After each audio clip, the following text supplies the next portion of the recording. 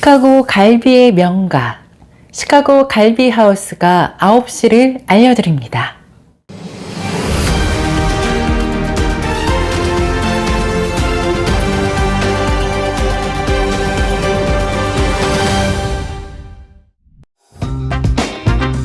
이 프로그램은 가장 안전하고 탁월한 스쿨버스 회사, 새로운 커리어를 시작할 곳, 퍼스트 스튜던트 제공입니다. 여러분들의 새로운 커리어를 시작해보세요.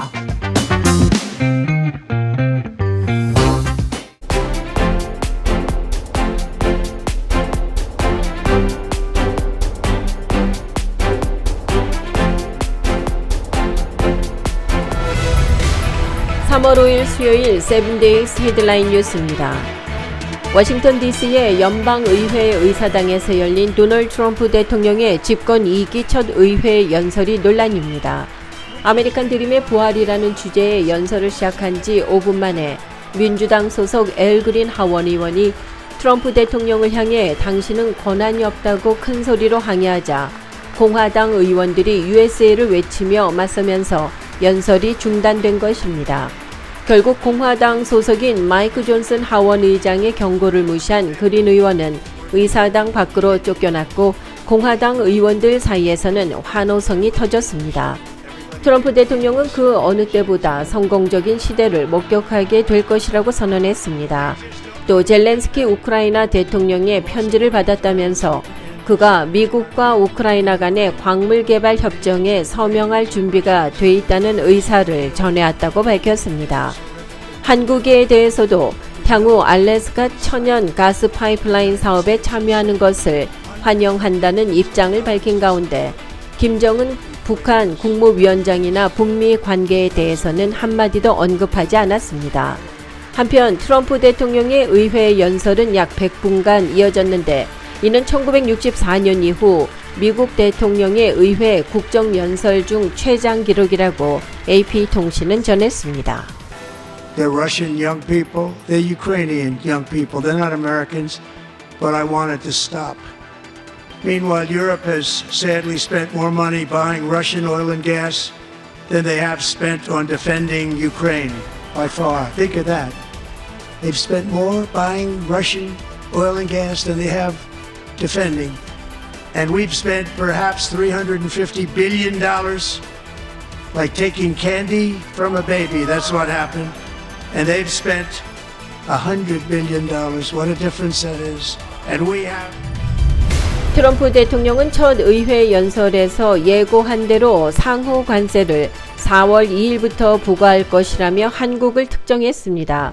도널드 트럼프 대통령은 오늘 워싱턴 DC 연방의회 의사당에서 행한 상하원 합동 연설에서 미국이 중국에 추가 관세를 부과하는 등의 조치를 열거하며 미국이 부당한 무역 대우를 받고 있다고 강조했습니다.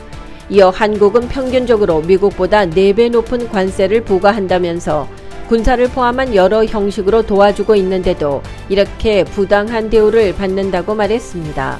트럼프 대통령은 다음 달 4월 1일이 만우절이기 때문에 다음 날인 2일 상호 관세가 부과될 예정이라면서 4월 2일을 기념비적인 날로 삼겠다고 덧붙였습니다.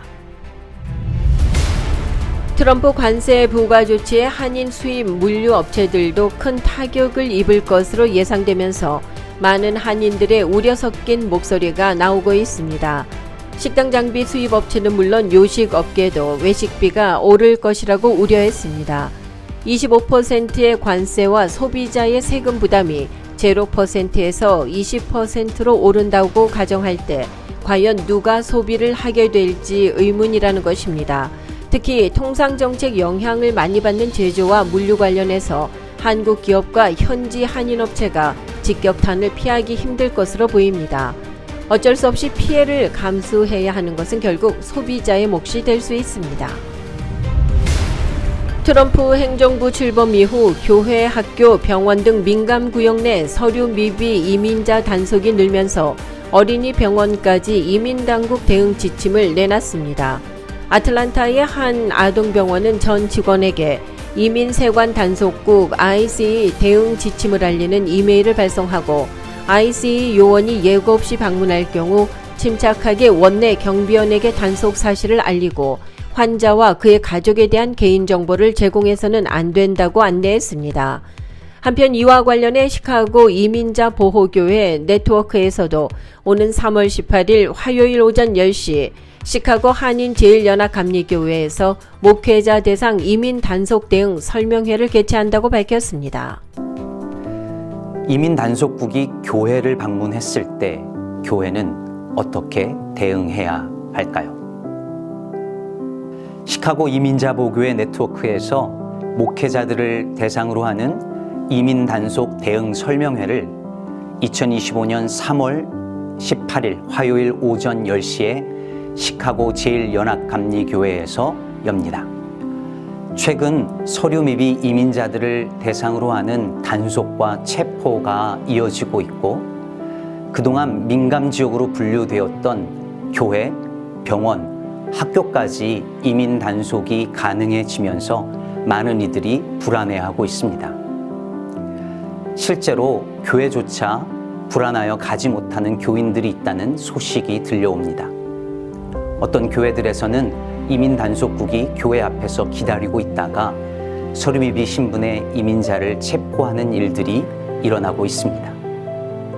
이런 상황에서 목회자는 불안해하는 서류미비 신분의 교인들과 이민자들을 어떻게 도울 수 있을지, 이런 시절에 교회의 역할과 대응은 어떠해야 하는지 함께 고민하고 배우는 자리를 마련하고자 한 것입니다. 본 설명회는 이민자를 보호하는 교회의 역할에 대해 성서적 배경을 함께 살펴보고 시카고 하나센터에서 나오셔서 Know Your Rights, 이민자 권리 교육을 진행해 주실 예정입니다. 아울러 이민 단속국이 교회를 방문했을 때의 대응과 이어서 이민법 전문 변호사와 함께하는 Q&A 섹션이 이어질 예정입니다. 시카고 지역의 모든 목사님들을 초청하니 많이 오셔서 유익한 시간 되시기를 바랍니다. 감사합니다. 미국 곳곳에서 테슬라와 관련된 방화 또는 방화 시도 사건이 잇따르고 있습니다. 보스턴 외곽의 리틀턴 경찰국에 따르면 지난 3일 오전 1시 대형 쇼핑센터 부지에 있는 테슬라 충전소에서 불이 났다는 신고를 받고 경찰과 소방국이 출동했습니다.